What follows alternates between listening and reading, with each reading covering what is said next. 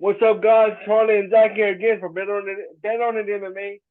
Here to give you guys a full breakdown, predictions, and parlays, and everything else you need to know about this weekend's UFC 288 card. The return of the Triple C, Henry Cejudo taking on Aljamain Sterling. You got Gilbert Burns versus Mohammed and the co-main event. That's gonna be another great fight. Solid fight card from top to bottom.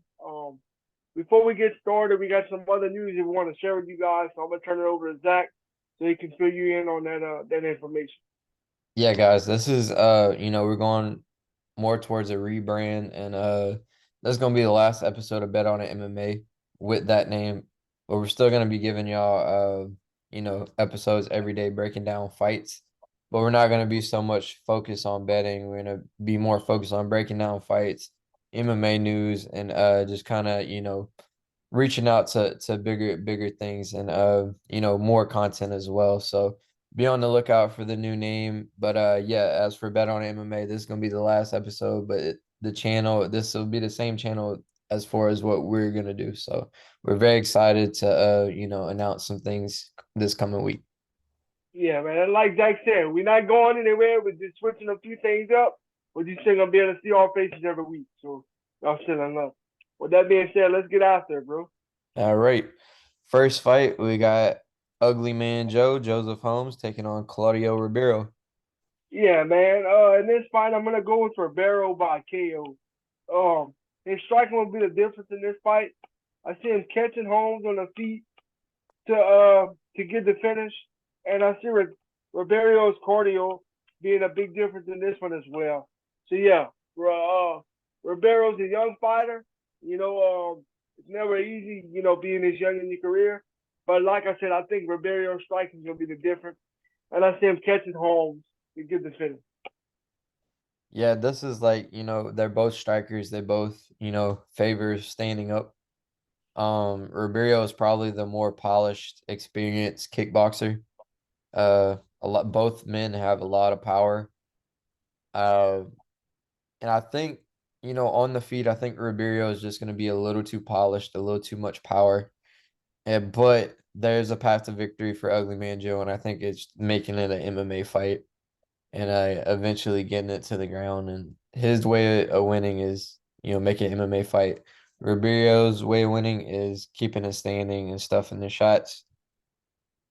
This is probably one of the harder fights to pick because Ribeiro, he still doesn't have a win in the UFC. And, Joseph has a win in the UFC, even though it was just one fight. I'm gonna go with the AKA vet Joseph Holmes getting the victory by, changing some things up. I know he's training out of a wrestling heavy camp in Texas now, so all they do is wrestle, so I'm hoping to see that side of him. Yeah, gonna be an interesting fight for sure. Gonna be a fun one to kick off the card. All right, moving up the card, we have Ikram Aliskerov taking on Phil Hawes. Yeah, I'm gonna just make it easier on the pronunciation for me. So I'm gonna stick with the first name. I kind of gave you my tip pick, right? My pick tip right there. I'm gonna go with Ikram in this fight by submission. Uh, his ground game will obviously be the difference. I think I think, yeah, I'm gonna go with Ikram by decision. I think, uh, I think Hall has to keep it standing if he wants a chance. But I think Ikram's ground game is gonna be just a little too much for him. Um, like I said, I see Ikram getting to the ground, controlling from there, getting in those dominant positions, attacking the subs, and ultimately getting the job done pretty early. Yeah, a lot of people don't really know who Ikram is unless, they're the diehard fans. And we know Ikram from one fight particularly, and it's when he fought Khamzat. And even though it was a first round knockout for Khamzat, wrestling wise, Ikram was able to defend some shots and really showed some really good defensive wrestling, even some offensive wrestling, even though he didn't get it. Versus a guy like Khamzat, that speaks a lot.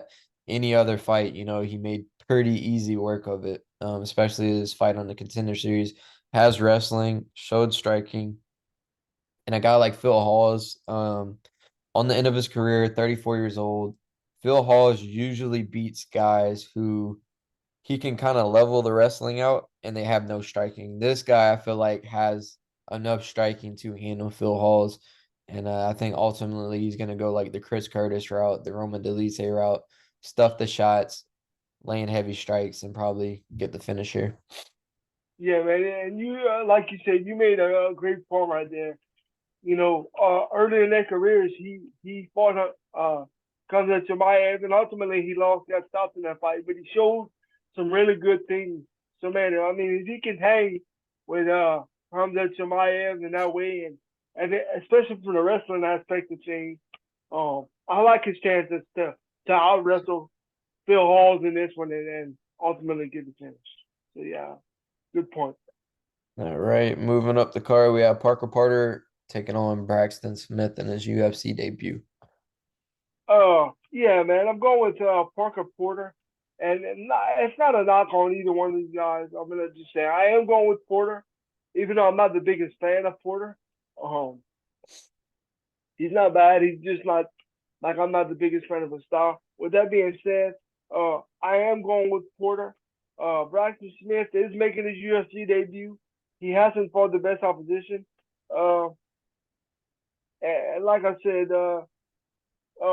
even though Porter, is kind of average to me, he does have the UFC experience.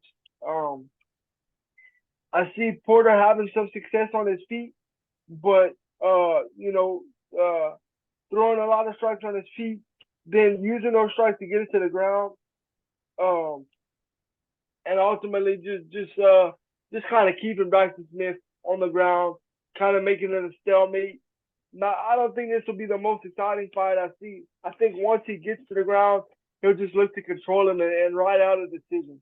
So I'm gonna go with Porter by decision. Like I said, mixing it up on the feet, ultimately using those strikes to shoot maybe a double leg, get it to the ground, and just kind of stall out for a 29-28 decision, something like that. All right, I gotta go with my underdog pick right here in Braxton Smith. You look at his resume, man, he doesn't have a lot of fights, but one thing that stands out, all first round knockouts, like TKO, KO. He's flashing these guys, and if you really watch the film, he's knocking guys out way taller than him. Parker Porter's gonna be taller than them. You look at Parker Porter's fight resume, and like I said, Braxton Smith's wins are in the first round, and if you look at Parker Porter's losses in the UFC, you got the last one, first round knockout. Before that, got subbed. His loss to Chris Dawkins, first round. Even outside the UFC, they're all first round finishes except for one. So I'm with you on if Parker Porter wins, it will be a decision. That's gonna be super boring. But I'm going with Braxton Smith to catch him early. I think Dawkins, showed that he can't take these heavyweight blows, and Braxton Smith, I think, is gonna go crazy for the first minute or two. Oh yeah, and I can see that too because Braxton Smith does have power and he's showing that in the past. And if he catches Porter, I think Porter could be in some trouble. But let me ask you now, it doesn't matter, but just picking your brain on this one. If Porter can get out of the first round and weather that early storm, do you see him, you know, getting his hands on him, getting to the ground and stalling out for a decision? Like, Oh how do yeah, you see it yeah, yeah. going if he get it out of That's the why I first round? said if he, that's why I said like if he does win, it's probably gonna be by decision. He's Yeah, got to weather the storm. Like, if you see Braxton Smith letting it go early and you see Parker Porter kind of going straight back, you can kind of tell where this fight's going. yeah, But if you see Parker Porter biting down on his mouthpiece, able to take his shots, you see Braxton Smith. I mean, Braxton Smith, I don't think has ever been outside the first round, maybe except for his first fight. So we'll see. I think it's one of these fights where if it goes past the first round, you can bet on Porter. If it doesn't, definitely Braxton yeah, Smith. Uh, yeah. I like good observation on that one. I try, man. I try. All right, moving up the card, we got Mariana Rodriguez taking on Virna Jandiroba. Yeah, man. I'm a big fan of Mariana Rodriguez, and I'm going with her. I'm gonna go with Rodriguez by decision. I see her high volume striking, uh, being the biggest difference in this one, along with her cardio. Like I said, I think her highlight strike and her cardio play the two biggest factors in this one. I see her putting a lot of pressure on her and, makes it up on her feet, staying in her world. Her ground game has gotten better as well, but we know her stand up is her forte. She's gonna throw a lot of strikes, stay busy, and I see her wearing Deanna down to get the decision victory. Yeah, this is a hard fight, another hard fight to pick for me. Jandiroba has been looking good. Even in her losses, she's making it super competitive. And same thing with Marina Rodriguez. I would probably stay away from this fight 100%. Probably bet it to go the distance if you're or past 2 rounds. I don't know, man. This is a tough fight. Super tough fight. I think Jandiroba is gonna have the better ground game going into it. And I don't know, based upon how they're scoring it, I don't know if those takedowns will do enough. I'm gonna go with Rodriguez, but if it goes the other way, it definitely will not surprise me. Good pick, Zach. Good pick. Good pick. Hey, if we come back on this review and we say Jandiroba won, you know what I'm saying? I'm not sleeping on her at all, though. Oh no. And I want to say this too. I don't want to get off track, but man, a lot of these fights are really close, really tough fights to call. Really, could go either way on a lot of these fights. So looking forward to these. All right, moving up the card, we have Khaos Williams taking on Rolando Bedoya. Yeah, man, I'm gonna go with Khaos Williams either by a dominant decision or a KO. His striking will be the difference for me in this one.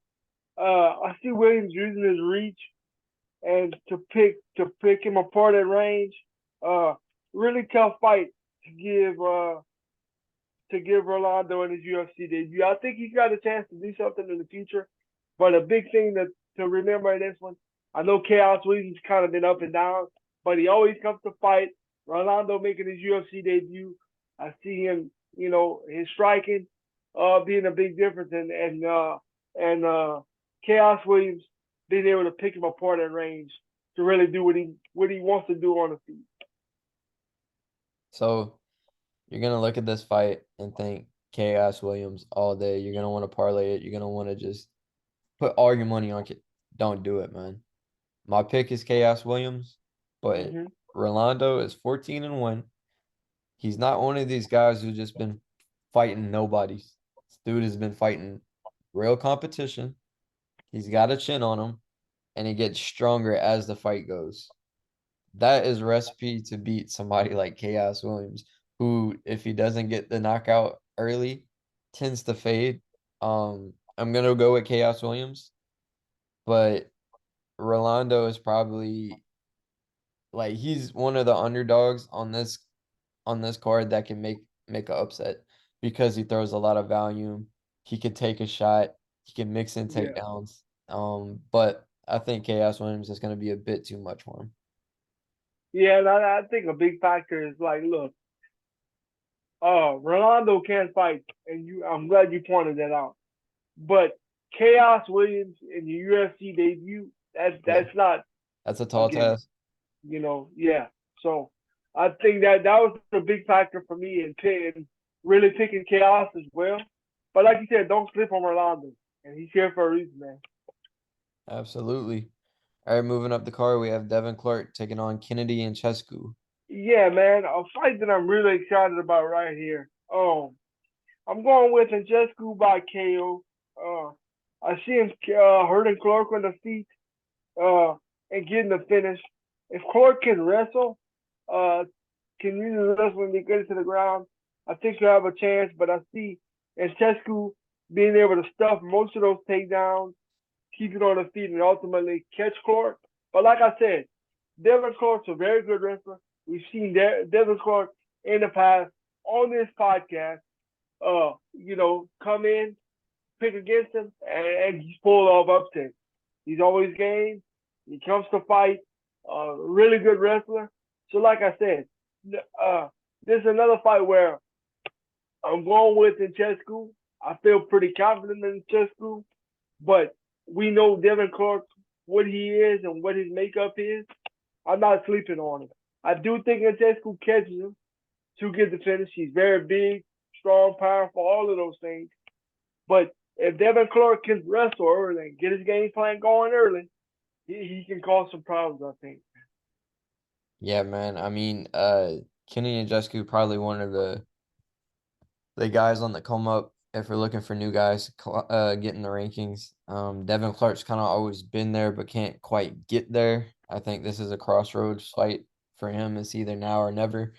And I think for Yeah. Nzechukwu it's like this is the fight to get you in the top 15. And I think when Nzechukwu, the main problem that I've been seeing with him is he takes a little while to get going. And sometimes he gets clipped early or sometimes he gets taken down early with a guy like Devin Clark. This is the perfect test for him because if you don't get going, Devin will. Devin's battle tested. We know what he's coming with. I think we haven't seen the best of Kennedy and Chesku, which is saying a lot because he's been having some good performances, but a little bit of inconsistency. So I think Kennedy passes this test. I think he's able to get going early. I think his wrestling is getting better. His striking's always been there, and I gotta go with Kennedy. Probably by decision. I mean, Devin Clark is a tough guy. Okay. Yeah, I can see that because Devin is tough. I'm just going leaning more towards Kennedy's power. Yeah. No doubt, no doubt. All right, we got Drew Dober taking on Matt Frevola. Okay. This is the Frevola. featured this is the featured prelim on the card, and I'm gonna tell you right now, this might be the damn fight of the night. Don't you agree, Zach? Got potential to be. Man, Man, absolutely. I mean, ain't much to say about this fight except for it's gonna be a barn burner. It's gonna be a striking heavy matchup. I don't think they'll. I think they're wrestling coaches, jiu-jitsu coaches, all that shit. I think they'll just stay home and eat the popcorn. Um, yeah, but that being said, man, striking heavy matchup, really fun fight. Looking forward to this one. Like I said, could be fight of the night. Um, I'm gonna go with Drew Dober in this one by KO. I see both guys having their moments and having success in this one, but Dober has the better chin, and I see him outworking Frevola to ultimately get the finish. I think he'll have the better chin, and I think he'll just throw a little more volume, be a little bit the busier fighter, and that'll be the cause of him being able to get Frevola out of there. Yeah, I think the safest bet for this is to bet the fight doesn't go to distance. Somebody's getting knocked out, and we've never really seen Drew Dober get knocked out. And I think Frevola, I think he has one loss by TKO or KO by Polo Reyes. So I think the carelessness of Matt Frevola will, Yeah. be his downfall. Can he clip Dober? Hell yeah. Can he finish Dober? I don't think so. Can he get caught in the midst of it? Definitely. And when you're coming off, wins like Frevola has, wins like Drew Dober has, these guys are super confident. I don't think there's going to be a filling out process. They're going to go at it. And like I said, your safest thing right here is to bet that it does not go the distance. And I got to go with my guy, Drew Dober here. He's been around for a long time, beat really good competition, and Frevola is just on the rise right now. You know what I mean? Yeah, I agree. And like you said, Drew Dober, they both throw caution to the wind. But with that being said, Drew Dober is a little more technical of the two, and I think like you said, he'll have some openings to catch Frevola. So yeah, so that's how I see it too. All right, next up, Kron Gracie taking on Charles Jourdain. Yeah, man. First fight on the main card, the return of Kron Gracie. I kind of went back and forth on this fight. I like Kron Gracie, but he's been out for 4 years for a reason. Um, Taking on Charles Jourdain, who's been putting together some pretty good performances, man. Um, yeah. So like I said, I like Kron Gracie. I think he can. He could get it done, but he's just been out for so long. He's been very inactive. Why he's been out for so long, I don't know. Um, but yeah, man. Uh, with that being said, I'm gonna go with Charles Jourdain by decision. Like I said, Gracie's been out for over 4 years. I think um that'll be his biggest downfall in this one. If Gracie can get to the ground, we obviously know that he has a chance, and he probably could get a submission if he gets to the ground. But I see Jourdain uh, being able to keep it on the feet and outstriking Gracie on his way to a decision victory. So I think even if these guys, even if Kron didn't have a layoff, I still feel like Jourdain would beat him. I Yeah, think he's just more of an MMA fighter. Jiu-jitsu is yeah, a great he's art. not a one he's not a one trick pony. Yeah, He like jiu-jitsu is a great art. You gotta have it. Like there's no secret about that, but you gotta be able to do it all nowadays. And even the Gracies and Bellator, man, they're kind of struggling because they don't have the wrestling base that all these other guys have. Um, Kron does train with Nate, but even Nate, you know what I'm saying? He's gonna box you to death and then choke you out. I think Kron path to victory is getting the takedown. And I just don't see it on Jourdain. And even if he does, I feel like Jourdain scrambles is and getting back up and like endless cardio that he's shown. I mean, I'm you might see kind of like what happened with Cup Swanson when Kron fought him. So I'm going with Jourdain on this one. Pretty confident in it. If it does go to the ground and Kron is like in a dominant position, look for quick subs. It's probably got the best ground game in that division, you know what I'm saying? But add the layoff in there. I gotta go with Jourdain. yeah, I agree. All right, moving up the card, we have Movsar Evloev taking on Diego Lopes. Yeah, I'm going with the Evloev by submission. I see him get into the ground and I'm grappling Lopez to get a pretty early finish. Um, Lopez has really good striking, but he's making his UFC debut here on really short notice on a pay per view main card. Um, I think the kid's got a bright future.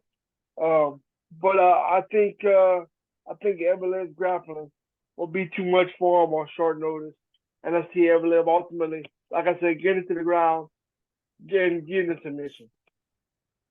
Yeah, I don't know if he'll sub him, but I definitely see a decision. I mean, he's known to go all 3 rounds. I mean, Lopez, Brazilian. I don't know if he'll choke him out. I could see him getting the TKO, but I think ultimately 3 round decision, short notice. I think Evloev gets it done pretty easily. Yeah, man, and I agree. Like I said, Lopez,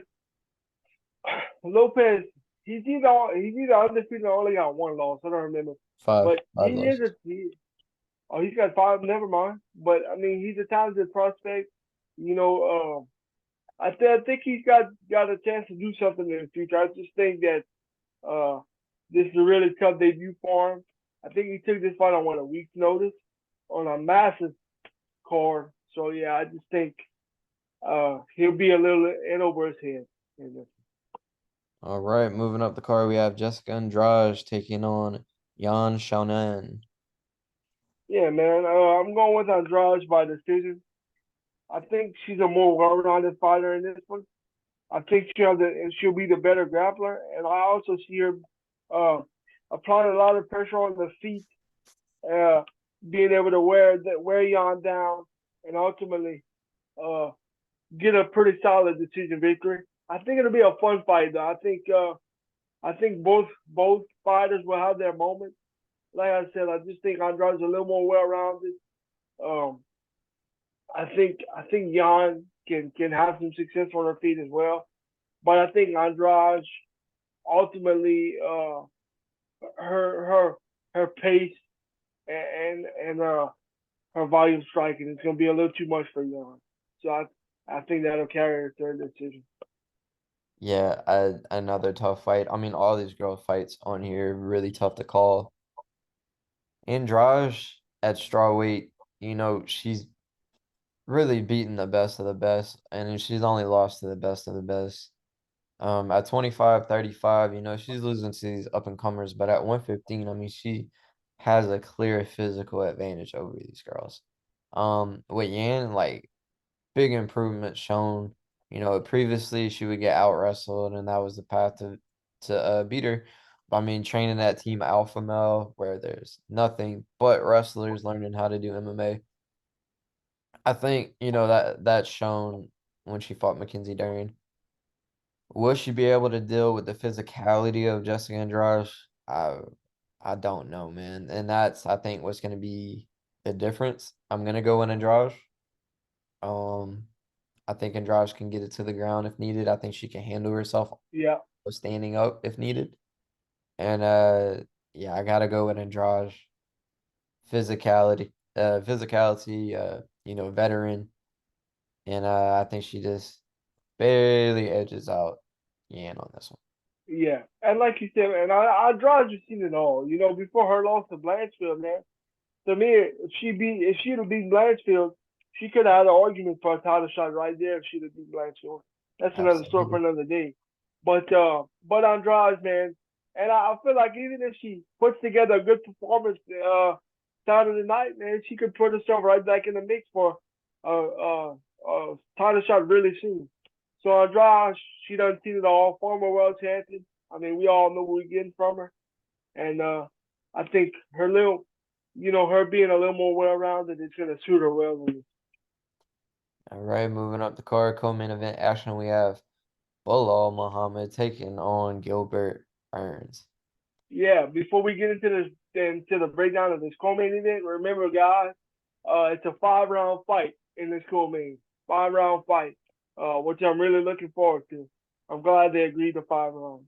Um, with that being said, I'm gonna go with Dorino Burns, man. This is another fight where I kind of went back and forth on, but the more I looked into it, I'm gonna go with Burns by decision.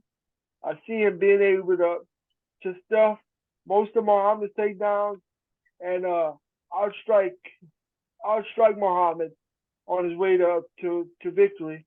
If Belal can get it to the ground, can use his wrestling to get it to the ground, he'll have a chance. But even if he gets to the ground, let's keep in mind that Burns has really good BJJ.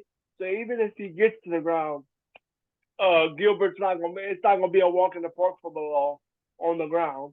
But his path to victory, in my opinion, would be to try to get it to the ground and out wrestle Gilbert. But I don't see that happening. Like I said, Gilbert's got really good BJJ. He's shown good takedown defense, and I think he's definitely the better striker in this one. And he's been on a tear lately, man. Um, he's been hot, been active, been rolling, really solid win. Um, we saw what he did against Shamayev, man. If he can do that against, if Gilbert can have that much success against Shamayev, I think he can do it against Belal Muhammad too. You know, and I think another nugget to add in this one, another story for another day. But I think if Dorino wins this fight, I think he deserves a title shot. So we'll see. No doubt. So I think, you know, the main thing right here to look at is you know, you look at Gilbert Burns' resume, um, the guys who are beating him, they're beating him by knockout, putting him out, TKO or KO.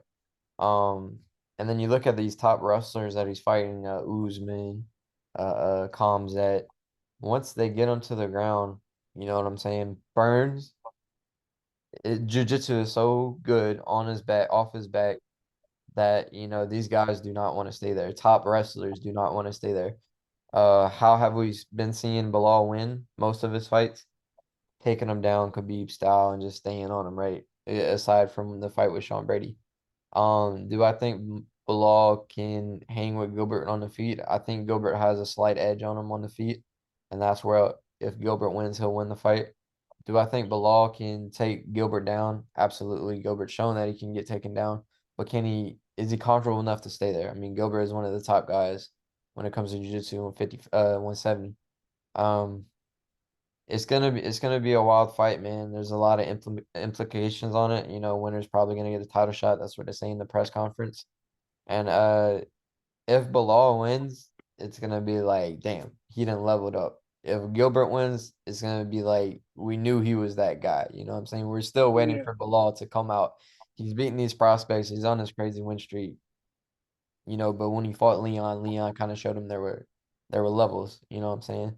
So I don't know. I gotta go with Burns on here based on the fact that I don't think Belal is gonna be able to hold him down or keep him down, and that he's gonna have a slight striking advantage. yeah. Again, we both going Burns, but this is a really tough fight to call. This is a fight that went back and forth on. So I'm definitely not riding off Belal. But looking forward. A lot of questions are going to be answered either way with this fight. So looking forward to it. Absolutely. All right, main event action. We have the 135 bantamweight title on the line.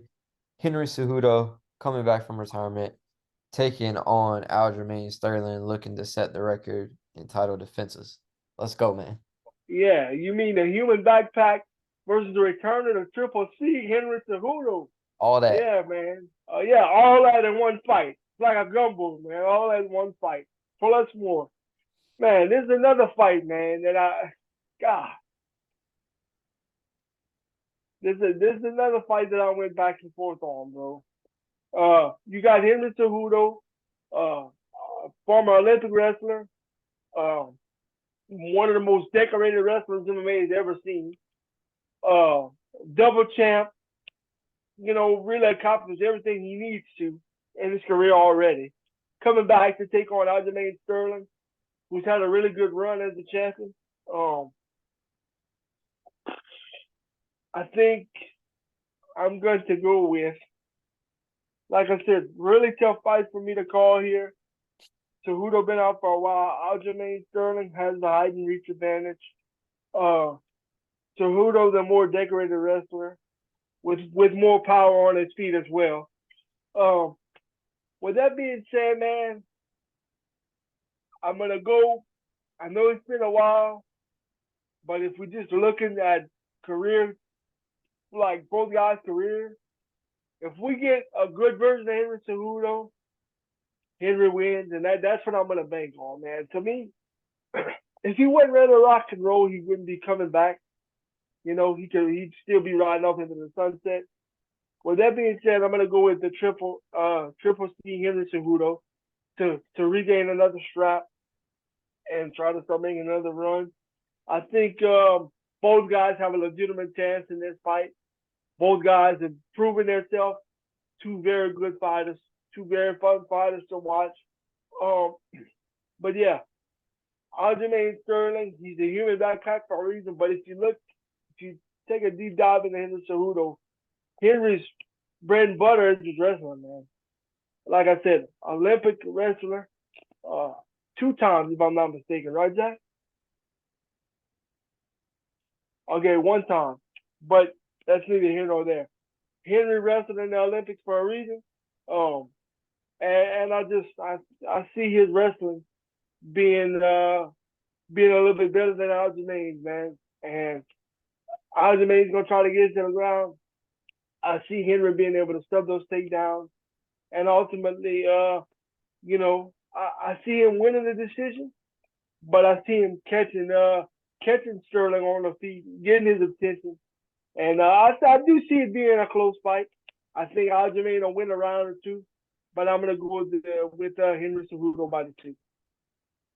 All right, so I got about a minute to break this down, so I'm gonna hurry up with it.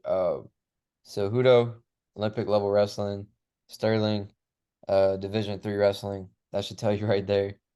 Striking wise, you've seen Cejudo get finishes striking in his last fights, even though it's been a while. He's been coaching. I mean, that only makes you better as a fighter mentally. Sterling, you know what I'm saying, been fighting guys with not the best wrestling, being able to get it to the ground, beat a human backpack. Jiu-jitsu wise, you got Sterling probably got better jiu-jitsu than Cejudo, but you got to be able to get him down. I don't think he gets him down. I think Cejudo is able to defend the takedowns and eventually catch him over the top in the later rounds and chop the legs down. Um, so yeah, I'm going with Cejudo on this, and I think he probably moves up to 45 after that. We're going towards the end, so those are all our picks. We're gonna give y'all a quick parlay on this one. We have Marina Rodriguez versus Jandiroba to go over 2.5 rounds. Both of them usually go to decision. We got Movsar Evloev, taking on a short notice opponent. Look for him to get the win pretty easy. And then we got Dober and Matt Frevola to not go the distance. You have those three, and that's plus 116. I see all these three hitting, but it is MMA. Anything can happen. Do your own research and know that you don't have to bet on every single fight. Anything before we close it out? Yep. Like and subscribe. Like us on Facebook, Instagram, Better Than MMA. Subscribe up to the YouTube channel. Until then, have a good one, guys. Peace. Peace.